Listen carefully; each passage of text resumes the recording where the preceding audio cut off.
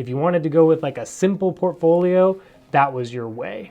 But I'm here to challenge that a little bit. Today's question comes from Norman, and it is a good one because I'm sure that a lot of you are just like me thinking, what should I be investing in right now? What's the most optimal thing to be investing in? And not only that, what's the simplest way that I can invest but still make sure that I'm getting the most out of my money? Now, what he's talking about is the 3-fund portfolio. That was something that was built by Taylor Larimore.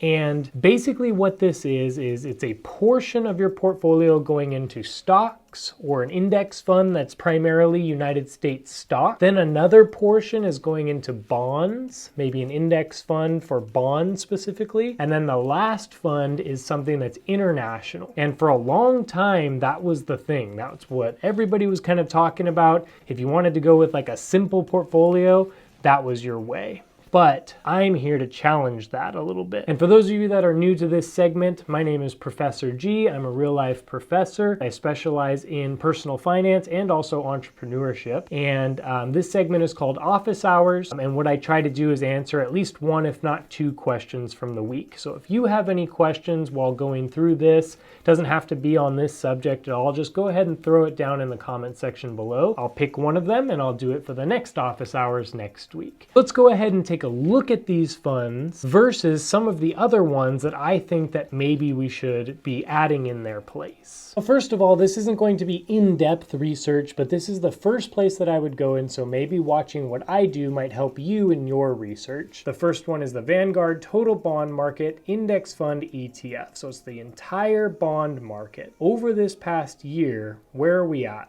So this shocks me, knowing that we're down about 12.5% year to date for a bond ETF. Kind of, to me, defeats the purpose because the whole idea for the bond is supposed to be that it keeps you relatively safe. And so if the rest of the market is dropping 20%, I would expect this one to only drop 5% or maybe even stay at 0 or something.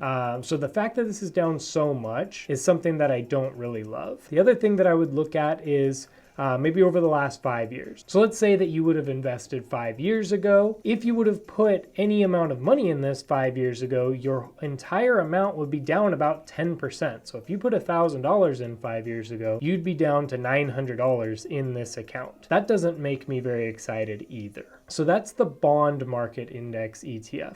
So now let's look at the next fund in that original 3-fund portfolio, which is VTI, which is the total stock market. This is one of the best ones out there, and let's take a look. So for year to date, it's down, understandably, almost 18% for the year, right? And if we're gonna look at 5 years though, it's up about 45%. So if you would have put $1,000 here 5 years ago, you'd basically have $1,500. So overall, this one I don't have to talk about too much. It's the entire stock market index ETF, and I love this one. The only other thing that I want you to look at is VU, which is the S&P 500. And this is the one that is very similar to VTI, and I use them interchangeably. So if I'm looking at year to date for VU, we're at negative 16%. Year to date for VTI is down 17 or almost 18%. So VTI is down worse than VU. And then for the 5 year for VTI, it's up 45%, where the 5 year for VU is up 49%. So in both loss category and in the growth category, for these little things that we're looking at, VU does come out a little bit on top, but I still say that you can interchange between VTI or VU, and I think that that should be a portion of your 3-fund portfolio moving forward. So of the 3-fund portfolio so far, I have not liked the bond, but I do like VTI or VU. Pick one or the other, not both. The last one that's in the original 3-fund portfolio is this idea of VXUS, or the Vanguard Total International Stock Fund ETF. And this is a bunch of companies that are outside of the United States. So year to date for this one is down pretty similar to the other ones, where it's down about 16%. And overall, over the last 5 years, this is what I really don't like, it's still down almost 5%. The last 5 years have been great. The last year has been pretty bad, but the last 4 years have been some of the strongest years that we've ever had. So knowing that 80% of that time we had about the strongest time possible, and we still have funds that are returning negative, that's something that I want to take a look at and maybe change out. Instead of the international stock index fund, what I think that instead go with a growth index fund. The reason why I say that we cut out the international and we bring in a growth index fund or growth ETF is because the whole idea with the international fund is it's supposed to be probably the riskiest of all of them. So if we're going to go risk, we might as well go with risk that is somewhat mitigated because it's mostly United States companies, but that have a chance to just shoot off through the moon. And the reason for that is you want to be able to take advantage of the highest highs, but you do have to understand that it is going to produce the lowest lows. And so you want this to be a smaller portion of your portfolio. So just like the international fund was like 15, 20, maybe 25% of the portfolio, for growth, I would suggest the same. For me, I would say around 20% of the portfolio might be good. If we look at this the same way that we looked at the other ones, year to date, obviously it's going to be the worst. So it's down about 30%. This is why I say you only want to have this as about 20% of your portfolio or so, because the risk is high. If it goes bad, it goes really bad.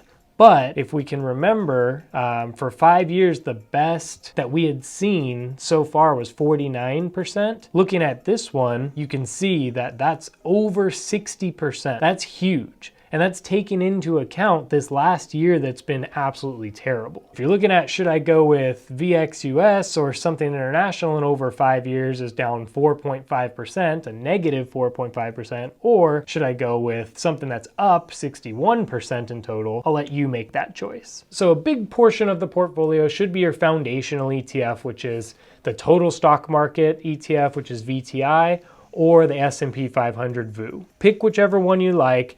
Have that one be like 40% of your portfolio. Then about 20 or 25%, make that be some type of a growth ETF. As far as growth ETFs, I showed on the screen VUG, but I also really like SCHG and also QQQ. Just make sure you're looking for a low expense ratio and one that's returning well, especially over time. The last thing we're gonna look at is something to replace that bond ETF, because unless you are at retirement age, I really don't see why you would put bonds in your portfolio, especially seeing how bad it's doing this year when it's supposed to be mitigating that risk. So as we can remember, this is the bond ETF here. Year to date, it's down 12% and overall down 10% over 5 years. What I recommend that you go with is a value ETF and one that pays out a dividend. So I don't think it's a surprise, but I pick SCHD here. And for that, we're gonna look at it the exact same way. So year to date, it's only down 5%. Remember that the bond ETF was down 12.5%. And that's the one that's supposed to be stable. So it's showing that when the market is the worst, we're actually staying closer to stable here. Now, for the 5 year though, it's up 50%. That means that this one that's supposed to be the one that stays stable during the bad times, but also has room to grow, is actually outperforming the S&P 500, the total stock market index ETF, and it's getting close to even growth territory.